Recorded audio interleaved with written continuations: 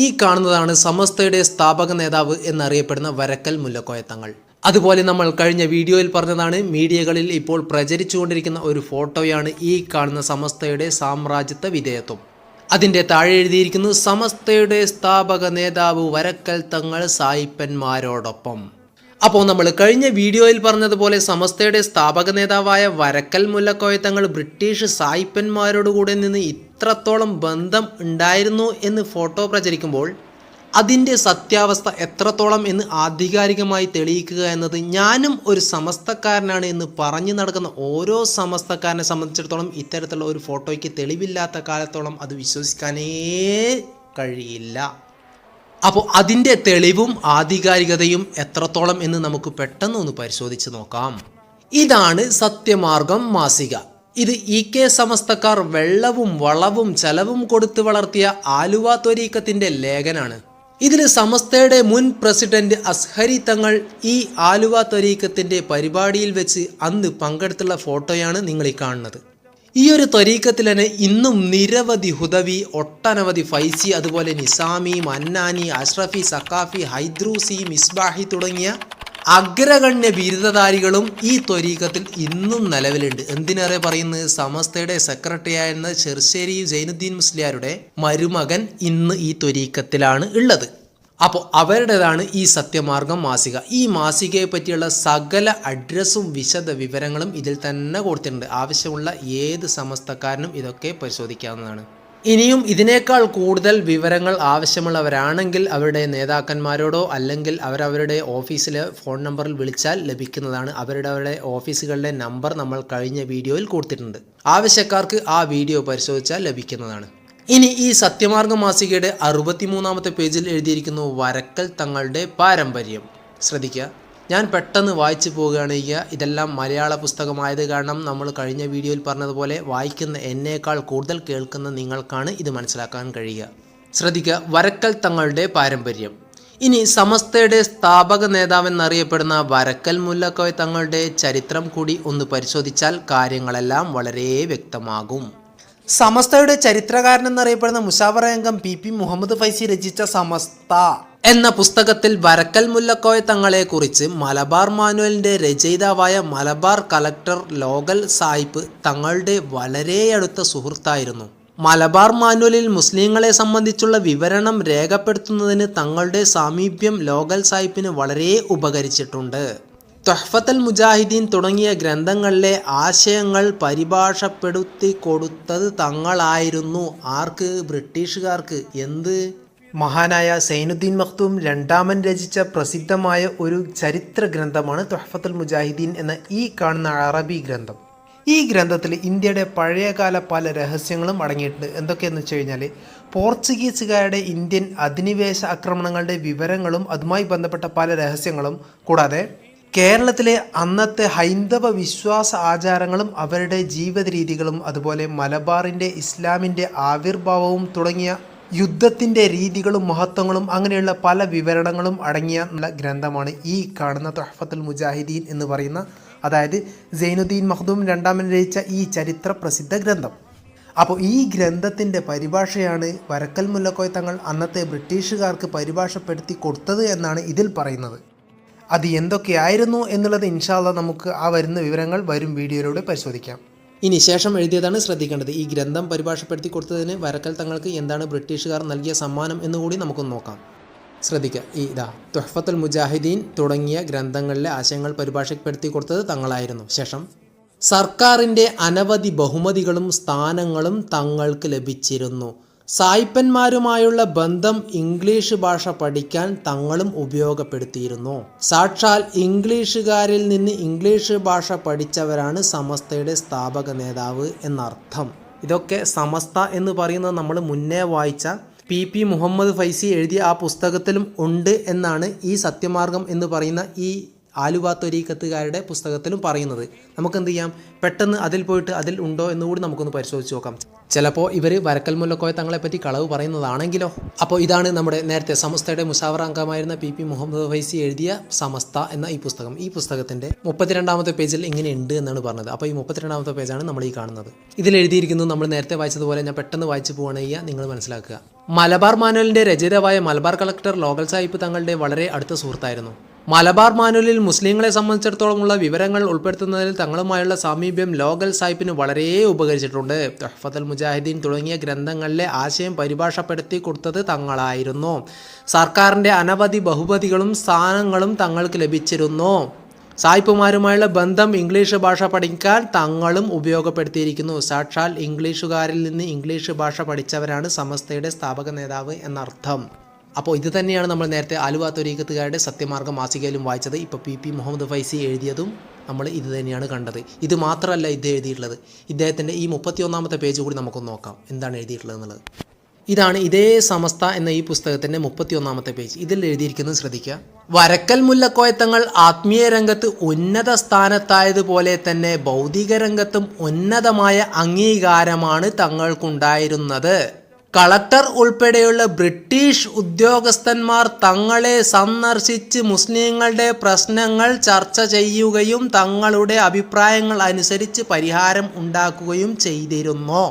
അതായത് ഇന്ത്യൻ സ്വാതന്ത്ര്യ സമര സേനാനികളോട് യുദ്ധം ചെയ്യുന്ന ലോകൽ സാഹിബിനോട് കൂട്ടുകൂടി നിന്ന ഈ വരക്കൽ മുല്ലക്കോയ തങ്ങളെ പറ്റിയിട്ടാണ് ഈ പറയുന്നത്. അപ്പോൾ അത്തരം കാര്യങ്ങളും ഇതിൽ പറയുന്നുണ്ട്.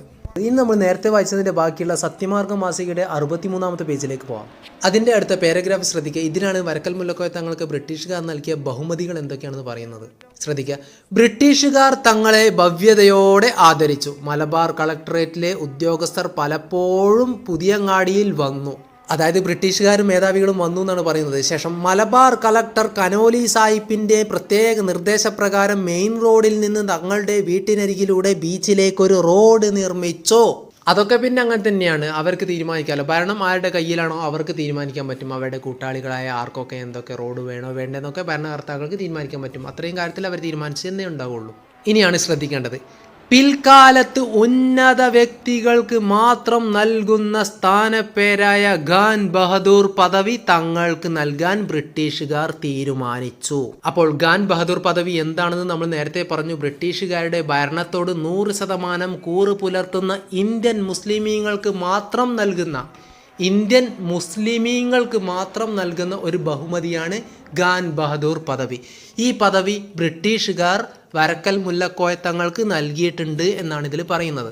അത് ഇതിൽ മാത്രമല്ല കേട്ടോ പറയുന്നത്. ഇതിൻ്റെ ഈ മാർക്ക് ചെയ്തിരിക്കുന്ന ഏറ്റവും അവസാനം കാണാം നമുക്ക് സത്യധാര 46ാമത്തെ പേജ് 1997 ഡിസംബർ മാസം. അപ്പോൾ സത്യധാര എന്ന് വെച്ച് കഴിഞ്ഞാൽ EK സമസ്തക്കാരുടെ മാസികയാണ്. ആ മാസികയിലും ഇത് എഴുതിയിട്ടുണ്ട് എന്നാണ് പറയുന്നത്. അപ്പോൾ സംശയമുള്ള ഏതെങ്കിലും EKക്കാരോ APക്കാരോ ആരെങ്കിലും ഉണ്ടെന്നുണ്ടെങ്കിൽ ആ പുസ്തകത്തിലും കൂടി ആ മാസികയിലും കൂടി ഒന്ന് പോയിട്ട് പരിശോധിച്ച് നോക്കാം. കാരണം കൃത്യമായ സനതൊക്കെ ഇവിടെ കൊടുത്തിട്ടുണ്ട്. ആവശ്യക്കാരുണ്ടെങ്കിൽ അതാത് ഓഫീസുകളിൽ വിളിച്ചു വെച്ച് കഴിഞ്ഞാൽ അവരതിൻ്റെ ഫോട്ടോ എടുത്ത് അയച്ചുതരും. ആവശ്യക്കാർക്ക് അത് പരിശോധിച്ച് നോക്കാം. നമ്മളുടെ കയ്യിൽ അത് ഇല്ലാഞ്ഞിട്ടല്ല, കാരണം ഇതുപോലെയുള്ള നിരവധി പുസ്തകങ്ങൾ നമുക്ക് ഇനിയും വായിച്ചു തീർക്കാനുണ്ട്. അപ്പോൾ അതിൻ്റെ ഇടയിൽ ഇതൊന്നും വായിച്ചു തീർക്കാൻ സാധിക്കില്ല. അതുകൊണ്ട് നിങ്ങൾ തന്നെ പരിശോധിക്കുക. ശേഷം എഴുതിയിരിക്കുന്നു, മുല്ലക്കോയ തങ്ങളെ ഇംഗ്ലീഷ് പഠിപ്പിച്ചത് ഒരു സായിപ്പാണ്, പകരം തങ്ങൾ മലയാളം പഠിപ്പിച്ചു. ഇത് എഴുതിയിരിക്കുന്നത് സത്യധാരയിൽ ഉണ്ട് എന്നാണ് പറയുന്നത്. സത്യധാര 46ാമത്തെ പേജിൽ 1997 ഡിസംബർ മാസം. സത്യമാർഗ്ഗം മാസികയുടെ 63ാമത്തെ പേജിൽ. അടുത്തത് സ്വാതന്ത്ര്യ സമരവും സമസ്തയുടെ പാരമ്പര്യവും.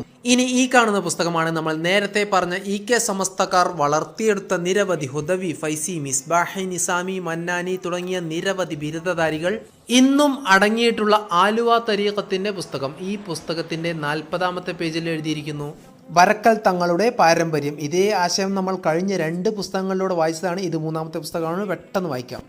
ഇനി സമസ്തയുടെ സ്ഥാപക നേതാവ് എന്നറിയപ്പെടുന്ന വരക്കൽ മുല്ലക്കോയ തങ്ങളുടെ ചരിത്രം കൂടി ഒന്ന് പരിശോധിച്ചാൽ കാര്യങ്ങളെല്ലാം വളരെ വ്യക്തമാകും. സമസ്തയുടെ ചരിത്രകാരൻ എന്നറിയപ്പെടുന്ന മുഷാവറ അംഗം പി മുഹമ്മദ് ഫൈസി രചിച്ച സമസ്ത എന്ന പുസ്തകത്തിൽ വരക്കൽ മുല്ലക്കോയ തങ്ങളെക്കുറിച്ച് മലബാർ മാനുവലിൻ്റെ രചയിതാവായ മലബാർ കളക്ടർ ലോകൽ സാഹിബ് തങ്ങളുടെ വളരെ അടുത്ത സുഹൃത്തായിരുന്നു. മലബാർ മാനുവലിനെ സംബന്ധിച്ചുള്ള വിവരങ്ങൾ രേഖപ്പെടുത്തുന്നതിന് തങ്ങളുമായുള്ള സമീപം ലോക്കൽ സാഹിബിന് വളരെ ഉപകരിച്ചിട്ടുണ്ട്. തുഹ്ഫത്തുൽ മുജാഹിദീൻ തുടങ്ങിയ ഗ്രന്ഥങ്ങളിലെ ആശയങ്ങൾ പരിഭാഷപ്പെടുത്തി കൊടുത്തത് തങ്ങളായിരുന്നു. ശേഷം ശ്രദ്ധിക്കുക, സർക്കാരിൻ്റെ അനവധി ബഹുമതികളും സ്ഥാനങ്ങളും തങ്ങൾക്ക് ശേഷം 41-ാമത്തെ പേജിൽ ലഭിച്ചിരുന്നു. സായിപ്പുമാരുമായുള്ള ബന്ധം ഇംഗ്ലീഷ് പഠിക്കാൻ തങ്ങളും ഉപയോഗപ്പെടുത്തിയിരുന്നു. സാക്ഷാൽ ഇംഗ്ലീഷുകാരിൽ നിന്ന് ഇംഗ്ലീഷ് പഠിച്ചവരാണ് സമസ്തയുടെ സ്ഥാപക നേതാവ് എന്നർത്ഥം. പിന്നെ അടുത്ത പാരഗ്രാഫിൽ ബ്രിട്ടീഷുകാർ തങ്ങളെ ഭവ്യതയോടെ ആദരിച്ചു. മലബാർ കളക്ടറേറ്റിലെ ഉദ്യോഗസ്ഥർ പലപ്പോഴും പഴയങ്ങാടിയിൽ വന്നു. മലബാർ കളക്ടർ കനോലി സാഹിബിന്റെ പ്രത്യേക നിർദ്ദേശപ്രകാരം മെയിൻ റോഡിൽ നിന്ന് തങ്ങളുടെ വീട്ടിനരികിലൂടെ ബീച്ചിലേക്ക് റോഡ് നിർമ്മിച്ചു. അത് ഈ പുസ്തകത്തിലും പറയുന്നുണ്ട്. പിൽക്കാലത്ത് ഉന്നത വ്യക്തികൾക്ക് മാത്രം നൽകുന്ന സ്ഥാനപ്പേരായ ഖാൻ ബഹദൂർ പദവി തങ്ങൾക്ക് നൽകാൻ ബ്രിട്ടീഷുകാർ തീരുമാനിച്ചു. ഖാൻ ബഹദൂർ പദവി ഇനി എന്താണെന്ന് ഇവിടെ പറയേണ്ട ആവശ്യമില്ലല്ലോ അല്ലേ. അതായത് ബ്രിട്ടീഷ് ഭരണത്തോട് 100% കൂറു പുലർത്തുന്ന ഇന്ത്യൻ മുസ്ലിമീങ്ങളായ നേതാക്കന്മാർക്ക് നൽകുന്ന ഒരു പ്രധാന ബഹുമതിയാണ് ഈ ഖാൻ ബഹദൂർ പദവി. അത് ഹിന്ദുക്കൾക്കാണ് നൽകുന്നത് എന്നുണ്ടെങ്കിൽ റാവു ബഹദൂർ പദവി എന്നാണ് പറയുക. ശേഷം മുല്ലക്കോയ തങ്ങളെ ഇംഗ്ലീഷ് പഠിപ്പിച്ചത് ഒരു സായിപ്പാണ്, പകരം തങ്ങൾ മലയാളം പഠിപ്പിച്ചു. സത്യധാര അതൊക്കെ നമ്മൾ വായിച്ചതാണ്. ഇനിയാണ് പ്രത്യേകം ശ്രദ്ധിക്കേണ്ടത്. മലബാർ കലാപത്തിലെ മുസ്ലിങ്ങളെക്കുറിച്ച് ഹാലിളക്കക്കാർ എന്ന് തൻ്റെ മലബാർ മാനുവലിൽ എഴുതിയ വില്യം ലോഗൺ വരക്കൽ തങ്ങളുടെ അടുത്ത മിത്രം സാമ്രാജ്യത്വത്തിനെതിരിൽ ഷെയ്ഖ് മഹ്ദൂം റഹിമഹുല്ലാഹ് രചിച്ച തുഹ്ഫത്തുൽ മുജാഹിദീൻ എന്ന ഗ്രന്ഥം ബ്രിട്ടീഷ് സാമ്രാജ്യത്തിൻ്റെ താൽപ്പര്യത്തിന് വേണ്ടി തർജ്ജമ ചെയ്യാൻ സഹായിച്ചത് സമസ്തയുടെ സ്ഥാപകൻ. ബ്രിട്ടീഷ് പ്രലോഭന തന്ത്രമായിരുന്ന അവരുടെ നിരവധി ബഹുമതികൾ സ്വീകരിച്ചയാൾ, ഖാൻ ബഹദൂർ പദവി നൽകപ്പെട്ട ബ്രിട്ടീഷ് തോഴൻ. ഇതാണ് സമസ്തയുടെ സ്ഥാപകന്റെ കഥ. ഇനിയും കൂടുതൽ ഇത് വിശദീകരിക്കേണ്ട ആവശ്യമുണ്ടാവില്ല, കാരണം ഞാൻ പല പുസ്തകങ്ങളിലൂടെയായിട്ട് പല പ്രാവശ്യം ഞാനിത് വായിച്ചു. ഇനി മറ്റൊന്നാണ് ഈ പുസ്തകത്തിൻ്റെ 41-ാമത്തെ പേജിൽ എഴുതിയിരിക്കുന്നു. വരക്കൽ തങ്ങളെക്കുറിച്ച് സത്യധാരയിൽ അടിച്ചു വന്ന മറ്റൊരു കാര്യം. ഖിലാഫത്ത് പ്രസ്ഥാനത്തെ മുല്ലക്കോയ തങ്ങൾ എതിർത്തതായി കോഴിക്കോട്ടെ മുസ്ലിങ്ങളുടെ ചരിത്രത്തിൽ രേഖപ്പെടുത്തുന്നു. പ്രവാചകനും കുടുംബ പരമ്പരക്കും മാത്രമേ ഖിലാഫത്ത് നടത്താനുള്ള അധികാരമുള്ളൂ എന്ന വാദത്തിൽ തങ്ങൾ ഉറച്ചു നിന്നു. മനസ്സിലാകുന്നുണ്ടാവുമല്ലോ അല്ലേ. അതായത് താഴെ തന്നെ എന്താണെന്നുള്ളത് വിശദീകരിക്കുന്നുണ്ട്, ശ്രദ്ധിക്കുക. അതായത് പ്രവാചക കുടുംബ പരമ്പരയിലല്ലാത്ത സിദ്ദീഖ് റളിയല്ലാഹു അൻഹു, ഉമർ റളിയല്ലാഹു അൻഹു, ഉസ്മാൻ റളിയല്ലാഹു അൻഹു ഇവരൊക്കെ നടത്തിയ ഖിലാഫത്തിനെ അംഗീകരിക്കില്ലെന്ന വാദത്തിൽ വരക്കൽ തങ്ങൾ ഉറച്ചു നിന്നു എന്ന് സുന്നികളും ഷിയാക്കളും തമ്മിലുള്ള വിശ്വാസപരമായ ഒരു സുപ്രധാന വ്യത്യാസം ഈ ഖിലാഫത്തിൻ്റെ കാര്യത്തിലാണല്ലോ. അതായത് ഷിയാക്കളുടെ നേതാവായ അലി റളിയല്ലാഹു അൻഹു ഒഴികെയുള്ള ബാക്കി 3 ഖലീഫമാരുടെയും ഖിലാഫത്ത് അംഗീകരിക്കാൻ കഴിയില്ല എന്ന ഷിയ വാദത്തിൽ തങ്ങൾ അവിടെ ഉറച്ചു നിന്നു എന്നാണ് പറയുന്നത്. അപ്പോൾ ഞാനത് വിശദീകരിക്കേണ്ട ആവശ്യമില്ലല്ലോ അല്ലേ. അടുത്ത പ്രധാനപ്പെട്ട ഭാഗം ശ്രദ്ധിക്കുക. പ്രവാചകരുടെ കുടുംബ പരമ്പരയിലുള്ളവർക്ക് ഖിലാഫത്തിന് അധികാരമുള്ളൂ എന്ന ഷിയ ആശയക്കാരനായിരുന്നു സമസ്തയുടെ സ്ഥാപക നേതാവ് എന്ന് അവരുടെ തന്നെ പുസ്തകത്തിൽ. ഞാൻ ഒട്ടും വിശദീകരിക്കുന്നില്ല. ശേഷം സുന്നി വിരുദ്ധവും സാമ്രാജ്യത്വ അനുകൂലവുമായ സമീപനത്തിൻ്റെ ആളാണ് സമസ്തയുടെ പ്രഥമ നേതാവ് തന്നെ. പിന്നീട് ആ പ്രസ്ഥാനത്തിൻ്റെ കഥ എടുക്കേണ്ടതുണ്ടോ എന്നാണ് ഈ പുസ്തകത്തിൽ പറയുന്നത്. ഇനി വരക്കൽ തങ്ങളുടെ കുറച്ച് മദ്ഹാണ് ഇവിടെ പറയുന്നത്, ശ്രദ്ധിക്കുക. ചുരുക്കത്തിൽ വൈസ്രോയി രൂപപ്പെടുത്തി ഖാൻ ബഹദൂർമാരിലൂടെ നടത്തപ്പെട്ട ഒരു ബ്രിട്ടീഷ് സംവിധാനമാണ് സമസ്ത. ശേഷം ലോകന്റെ ഉറ്റ സുഹൃത്തും ഷിയ ആശയത്തിൽ ഉറച്ചു നിൽക്കുകയും ചെയ്തിരുന്ന വരക്കൽ മുല്ലക്കോയ തങ്ങളുടെ ബാക്കി 44-ാമത്തെ പേജിൽ വരക്കൽ മുല്ലക്കോയ തങ്ങളുടെ കൈകളിലാണ് ബ്രിട്ടീഷുകാർ അതിൻ്റെ പ്രഥമ പ്രസിഡന്റ് പട്ടം ഏൽപ്പിച്ചത്. ഈ വിഭാഗത്തിൽ നിന്ന് ഈ രീതിയിൽ ഔലിയാക്കളെ തെറി വിളിക്കുന്ന ബ്രിട്ടീഷ് വൈസ്രോയിയുടെ മൂട് താങ്ങുന്ന പ്രമേയമല്ലാതെ മറ്റെന്താണ് നമുക്ക് പ്രതീക്ഷിക്കാനാവുക? പോരെ, ഇനി ഇതിൽ കൂടുതൽ എന്തെങ്കിലും വേണോ? ഇനി ഈ പുസ്തകത്തിന് തന്നെ അടുത്ത പേജിൽ എഴുതിയിരിക്കുന്നത് ഓരോ സമസ്തക്കാരനും എക്കാലത്തേക്കും ചിന്തിക്കേണ്ട ഒരു കാര്യമാണ്. ശ്രദ്ധിക്കുക, സമസ്തയുടെ ജനറൽ സെക്രട്ടറി ചെറുശ്ശേരി ജൈനുദ്ദീൻ മുസ്ലിയാർ പറയുന്ന കാര്യമാണ്. ഇസ്ലാമിൻ്റെ ആദർശ സംരക്ഷണത്തിന് മുഖ്യ ശ്രദ്ധ കൊടുത്ത സമസ്ത മലബാർ സമരങ്ങളിൽ സജീവ പങ്കാളിത്തം വഹിച്ചിട്ടില്ല. മനസ്സിലായല്ലോ അല്ലേ. മലബാർ സമരങ്ങളിൽ സജീവ പങ്കാളിത്തം സമസ്ത വഹിച്ചിട്ടില്ല എന്ന് സമസ്തയുടെ ജനറൽ സെക്രട്ടറി ജൈനുദ്ദീൻ മുസ്ലിയാരാണ് പറയുന്നത്. പിന്നെ എന്താണ് ചെയ്തത്? ശേഷം ശ്രദ്ധിക്കുക. ഒരു രാഷ്ട്രത്തോട് എതിരിടാൻ വേണ്ടത്ര ശക്തിയില്ലാതെ പോരാട്ടത്തിൽ ഏർപ്പെടുന്നത് മണ്ടത്തരമായാണ് പണ്ഡിതന്മാർ കണ്ടിരുന്നത്. മനസ്സിലായല്ലോ. അതും സത്യധാരയിലും എഴുതിയിട്ടുണ്ട്. അപ്പോൾ ഇതാണ് അവസ്ഥ.